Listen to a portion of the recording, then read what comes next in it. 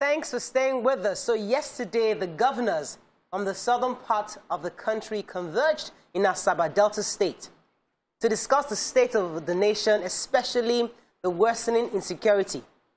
So joining us to discuss the communique reached at the meeting is the chairman of the Southern Governors Forum, Arakuri Rotimi Akeredolu, the executive governor of Ondo State. Welcome to the show, sir. Thank you. Let me just make a correction, if you don't mind. Yes, okay. I presided over the meeting yesterday, but we don't have a former chairman. So I presided over the meeting. Now let me just clear that, so I don't put on a toga that is not mine. It's not yours. Thank you very much for that. All right, so we've seen the 10-point agreement in the communique that was sent out, and it was rather instructive. The issue of banning open grazing, we thought this was a forgotten issue. I thought practically most of the governors in the southern states had already agreed that no open grazing. Why was there need to bring this up again? It was brought up for emphasis sake. As I said, 1 or 2 states have not passed the law. Most of us have passed the law. So all of us agree that, look, we must have the law in place in our respective states and collectively agree, so that, usually when you have this open grazing, when you have movement of cow by foot, if you don't get into some of the states, you can't get to the other ones in the south.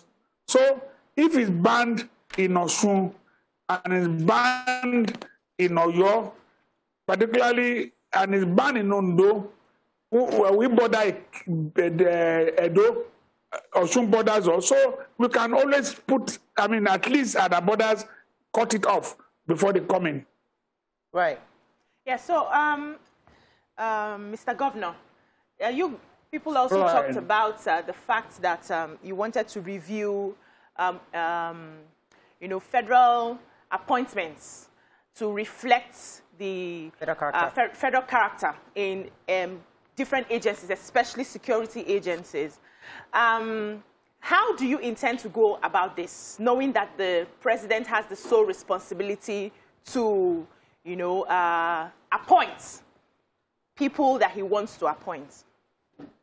No, we agree with Mr. President. We totally agree with him. Appointments are made by the president. Is at his own mercy, no doubt. But all of us know, what we were addressing is the constitutional provision. All of us are bound by the Constitution.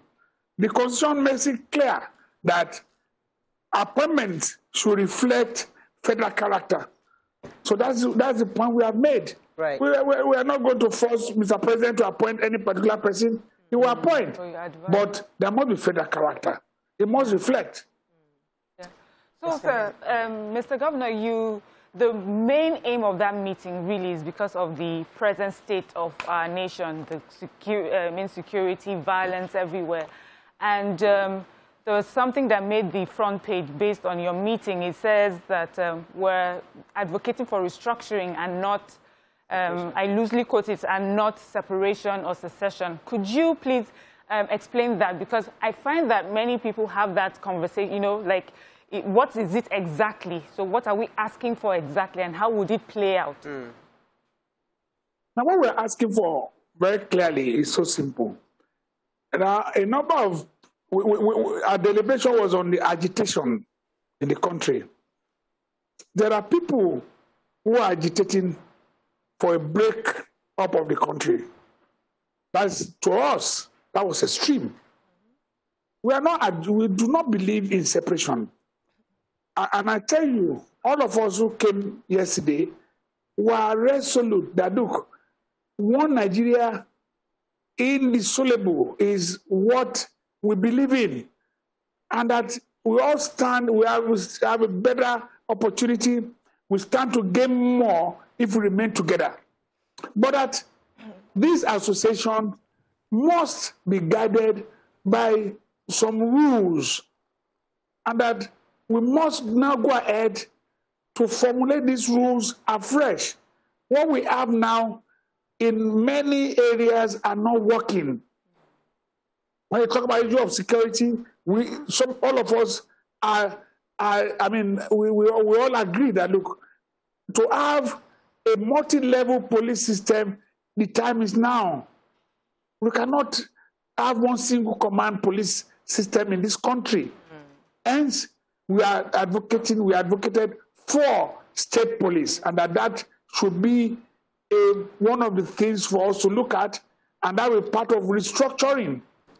And rather than separation, it's restructuring. And that part of restructuring to look into our fiscal policy, revenue sharing formula, and that in sharing revenue, more money should come to state, particularly if the states are going to have their own state police and going to run it effectively.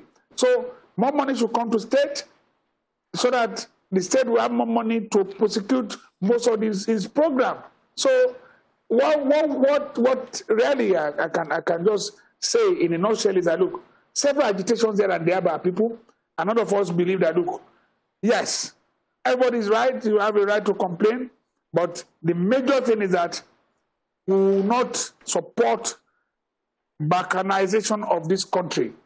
The country remains one, and that is our own strong belief, my strong belief.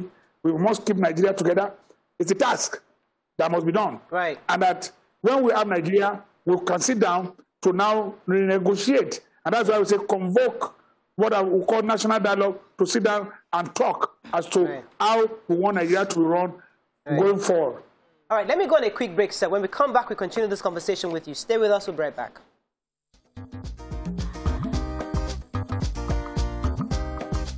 Stay tuned. Your View will be right back.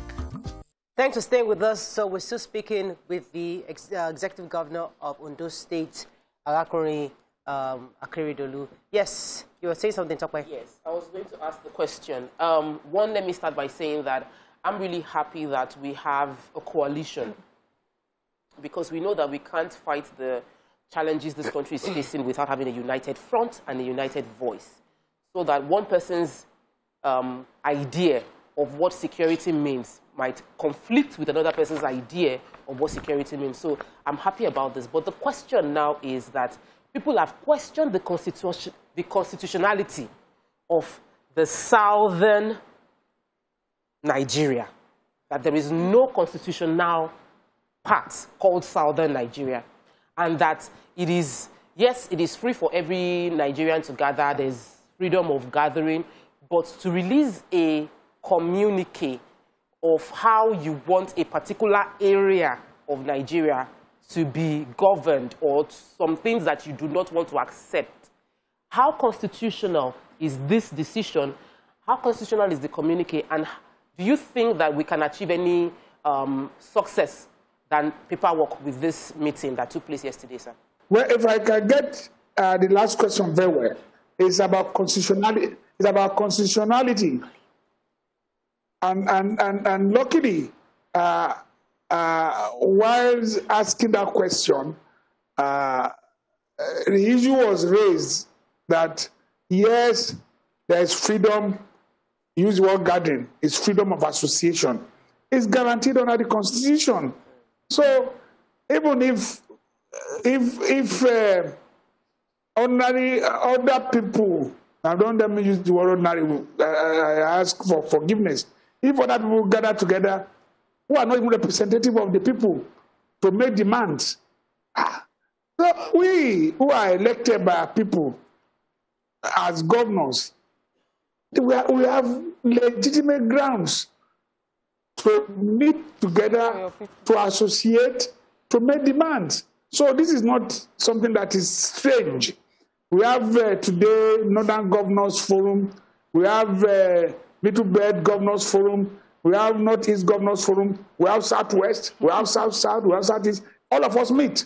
But we just felt, look, Northern Governors Forum do meet, that they come up, we communicate, they even go ahead to meet Mr. President. But we, in the South, we were meeting before. But the thing had gone into more what I would call doldrum, and nobody, we were not doing it as frequent as we are supposed to be doing it. Right. So that's why we have now revived it. So it's nothing unconstitutional. Okay. It is most constitutional. Right. There's nothing wrong in it. All right. Now, you've talked about the constitution a bit, and even during your meeting, they mentioned issues of the decentralization of police, you touched on education, but interestingly, you didn't touch on local government autonomy. And people have described that that's an important part of the Constitution that needs review, because when the local government is empowered, they have better effect on the people. What does the Southern governors have to say to that? Now, well, let me say this. The Southern governors did not discuss this at a meeting yesterday about local government. That was not an issue that we took up. We were most particular about insecurity. Now, but the issue is that if you ask me as an individual, my worry is that we cannot run a federal government separate from what the concept is. What is the concept of federal government? What do we know?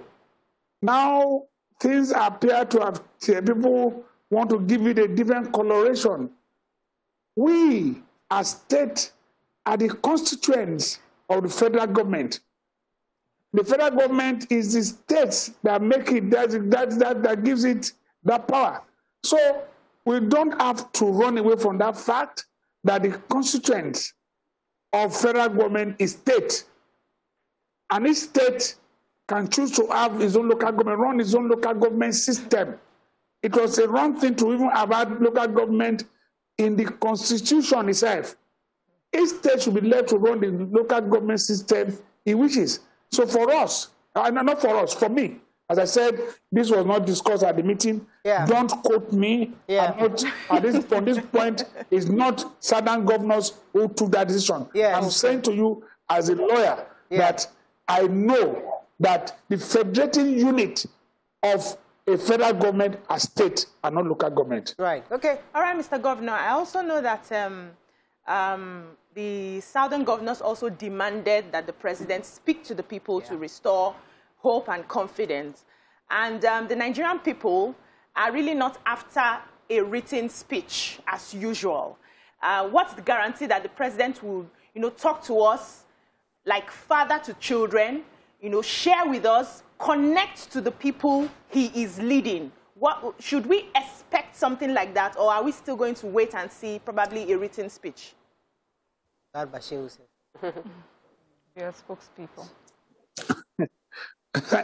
Thank you. Because I don't really understand this question. If I say I understand it very clearly, I don't know. Because where I'm saying this is that a speech is a speech. It could be written. It could be extempore. For as long as a speech is a speech. So what we have asked the president to do is to address the nation.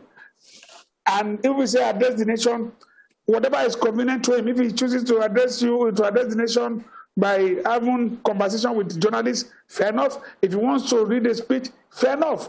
That's an address to the nation, for as long as he talks to us and we're all able to listen to him. Mr. Governor, let me add. The State of the Union address in America is an address. Mr. Governor, let me add to that. Remember when Donald Trump gave his written speech to Nancy Pelosi.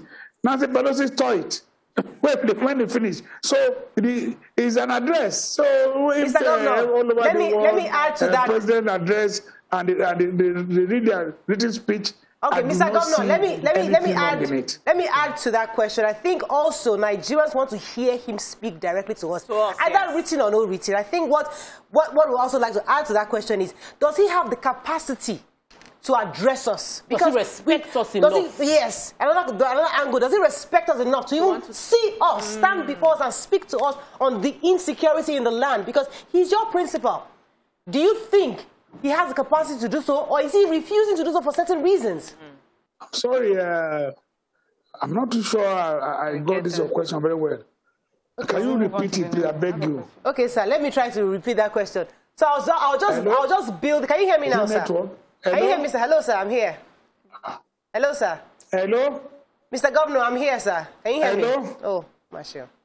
Maybe we'll go on a quick break and then we'll come back and try to connect. Voice muffled. Let me try to connect. We'll go on a quick break. We'll be right back. Okay. Stay tuned. Your View will be right back. Thanks for staying with us. Mr. Governor, are you still with us? Yes, I'm with you. Are you hearing me? Yeah, very clearly now. So let's go to, many Nigerians are actually very happy that all the Southern governors came together yesterday. I mean, it was really refreshing to see these helmsmen come together to have this united front. Are you hopeful that the 10 points that you put together, this communique, would actually be addressed by the federal government? Well, I mean, we have put it out and we are sending the communique because it was signed by all of us. We'll be sending it to Mr. President, and we are hopeful that the President will address the issues we have raised, because these are topical national issues. We are not saying things that are strange, and we believe that Mr. President will look at it because we'll get all necessary machinery to ensure that it gets to Mr. President. And I know that Mr. President has a lot of respect for governors, so I'm sure he himself personally will receive the communique and see what he will do to it. I don't see Mr. President not looking at it. Yeah. So, sir, you just go into some of the details. You brought up the situation at the Apapa gridlock, Oshodi Apapa Way. And it's interesting to note that this is a conversation for Southern governors, because we understand the implication on the economy. But what has been discussed, for me, it seems like it's something we've heard over and over again. The state governor, that Lagos State governor, has done his best. They tried an e-collab system. And I'm just wondering what else, or what is special about this, bringing it up right now in the communique? What would be different? Well, what would be different is this. When we discuss this matter, we are aware of the fact that our brother in Lagos is doing tremendous work, but whether we like it or not, there's a chokehold on the economy of the country operating the Apapa Wharf alone. There's no way. It doesn't happen in most advanced countries.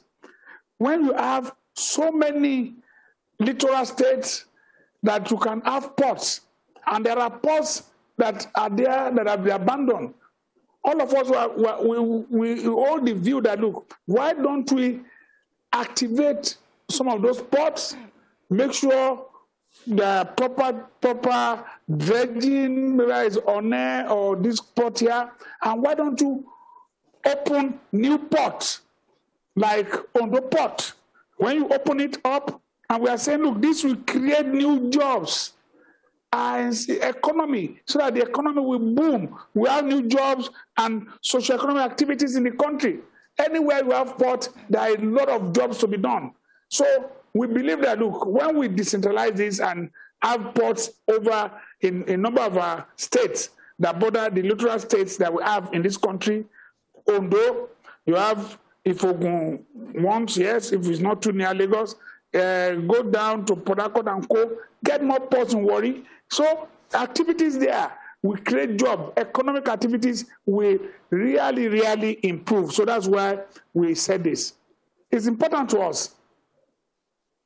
Okay, Mr. Governor, taking you back to the issue of the security and how the communique addressed it, saying that there's a ban to open grazing across the southern belt of Nigeria.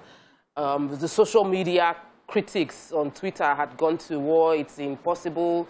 This is a legitimate business for some other people of this country, and we know they are mainly from the northern area. It cannot be constitutional. I want to ask you this question because some are now drawing the inference of the ISBA law, which bars alcohol sale in the north. Is there a plan to move this from being a paper communique and constitutionalize it into a law that will ban open grazing the entire southern belt legally. Same way some states don't allow sale of alcohol at all legally. Thank you. Let me start from the point you made about legality. But we have laws. Nobody has challenged our laws. We have laws in respective states, particularly in Ondo State and many other states in southern Nigeria, banning open grazing. All we have done now is we have asked our colleagues, very few states in southern Nigeria that have not passed the law. Pass the law. Anybody who says that is an attempt to, well, more or less that to, I don't know which word you used just now. It is very clear to me. You said that trade, ban a means of trade. I don't know whether it's a trade you call it. How? We are asking for improvement. We cannot, in this century, continue to say we want to live in a way of life of the 18th century. It's not possible. This, whether we like it or not, commerce, the way it's done, animal husbandry, the way you do it, the systems are changing. So to continue to have open grazing is like saying to us that, okay, why don't we put down, not have light? And no NEPA should exist. We should not go back, get Ogusho and lantern and be putting up in the night, because that's what our people used to use. Times must change. We are the ones that would let them know. And if you have listened to the governor of Kano, Ganduje, very well, he's a Fulani man. And he said to us that, look, he once was a herder. He was following cows, not all over the country for his own parents. But that he had opportunity and went to school. He had a PhD now. He's a doctor. So, and if every Fulani man remains a herder, how would there be progress? And he says to us, he has said so openly, and I've heard that, look, there must be ban on open grazing, and that his own people must have to take it, because you cannot continue to live a life that will endanger your family. The Fulanis who are others today, they don't feel safe. Their children don't go to school. We, the governors have, particularly where they have come from, have responsibilities for them. You have tried nomadic education, it didn't work. It was a waste. So the best thing for our people, particularly our governors, where they come from, is to find a way, have ranches there, let them bring the cows there, and let those who want to eat the meat come to buy from them. All right. And if we want to have ranches in the south, instead of have ranches. That's all. All right. Mr. Governor, let me ask you concerning the influx of weapons into our country. I know it wasn't addressed in the communique, but this issue of insecurity is quite burdensome. Do you have any intel on how we can begin to stop the continuous influx of ammunition into our country, illegal ammunition into our country? I think efforts have been made by the security, and we must commend them, because there have been in a few areas, even trailers, there have been circumstances at the border where they have apprehended and arrested trailer load of ammunition. I think the only way to stop this is to make sure that, we have a porous border, is to make sure that our border are properly manned so that people don't bring in ammunition. The only other problem we had is that I read about the helicopter that they said was that brought in ammunition recently. That is a dimension that I am surprised that our airspace is also porous, that any helicopter can just fly in and bring anything without us knowing. That is a dangerous trend. I believe that if we properly secure this country and get our borders properly manned, then we can prevent influx of ammunition into this country. But there's so many ammunition in this country, in private hands, private militia, they are there. People are funding them, people are bringing ammunition into the country. Then our security system must wake up. That's all.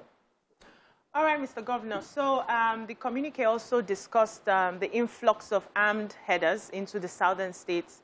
I just want to know, was there a plan on how the southern governors can better protect their states and not allow this sort of influx of armed headers? Oh, yes, armed headers was also discussed. And usually, by the time you take away open grazing, headers are gone, whether armed or unarmed. So, but we hammered on the fact that Mr. President has said it once, that anybody found with AK-47 should be arrested. So because you don't need to herd your cows with gun. So anybody found with AK-47 should be arrested. And what we have arrived at is that we must make directives to the police, get the military, get our own security networks. I mean, we have Amotekun in the southwest. We have Ebubwe in the southeast. Get your security outfits or security to arrest anybody found with ammunition, particularly if you are a header. But anyway, when we have said don't even graze openly, so what are you doing with this? Well, we'll arrest them. It's not an easy thing, but we'll get them. The president has given his words. Have them arrested. So we call on the police to assist and the military to assist. Okay, sir. One of the faces of insecurity and what we're facing is also that people tend to use ethnic, religious things to incite, each other. And so sometimes when we hear that the southern governors have put in place a certain structure for how grazing should be carried out or how people come in and come out, or you see on the pages of papers how they say, oh, a certain group of people from a part of a country have been sent out of a state. What sort of relationship do you have with northern governors when it comes to issues like that, so that you can come and step in front of a rumor, or an insightful comment to say this is the reason why we're doing it, and we're doing it in collaboration with our counterparts either on the south or on the east? Well, we have a good relationship with our brother governors in the north. And I know that they understand our position. Our position is very clear. Nobody is asking a particular tribe to leave a particular region. We will not do that. Everybody is welcome. We are saying criminal elements. If there are criminal elements who have Yoruba stock in Kano, flush them out. If there are criminal elements who are of Igbo stock in Kaduna, drive them out. Are you going to harbor criminals because they are from a particular tribe? No. This is where we stand. Now look, do you know how many Fulanis are in the southwest doing legitimate business? Nobody is going to bother them. And I remember somebody once said, I think it was Chief Adebanjo, he made reference to my good friend, Aliko Dangote. He's a Fulani man, he's not working freely in Lagos. No, who can drive him out? We are benefiting from his investment and co. The whole country is benefiting. Who will drive him out? He's doing a legitimate business. But are we going to now allow criminals, people who carry gun and kidnap, and you say because they are from a particular place, you allow them to stay? No. We are not, nobody is going after any tribe. You are free to stay anywhere in the country. Quick one, sir. You are free, like a freeborn. But where you have criminal intent and we find out that you are criminal, you will be flushed out. Quick one, sir. I wanted to quickly ask another legal framework for achieving constitutional review. Now, we know we have 51 senators that are representing the southern Nigerian zone, and they have ability to push for constitutional review and constitutional reforms that would document this communique. Is there a plan for the Southern governors to talk to their representatives and senators to document this legally in the National Assembly? Well, there's a plan afoot. As if you were at a meeting. I mean, this question is relevant. The meeting had discussed that we are going to arrange a meeting presently to meet with our legislators. And the way I look at it appears that it might not be easy to move their own mountain to Mohammed. I think Mohammed will have to go and meet the mountain in Abuja. And I think all the governors will meet with them to discuss the import of this communique and cooperation among us for them to assist in achieving whatever seen through to the import of this communique. There is no way we can do it without our legislators. And I think they should respect us. We are going to work together to ensure that we arrive at something reasonable. At least a number of things here will need constitutional review, and we can't do it without them. So to our legislators, we can't do it without you, and we are not excluding you. We are coming to meet you. All right. Thank you very much, Mr. Governor, for joining us on the show. We really appreciate your contribution this morning. And once again, we just like to reiterate the fact that many Nigerians are happy that these meetings are happening. We just hope that it goes from meeting to action plans. Thank you very much. That's all we can take. I appreciate you. Thank you, sir. All right. We're going to break. When we come back, move on to other topics. Stay with us. We'll be right back.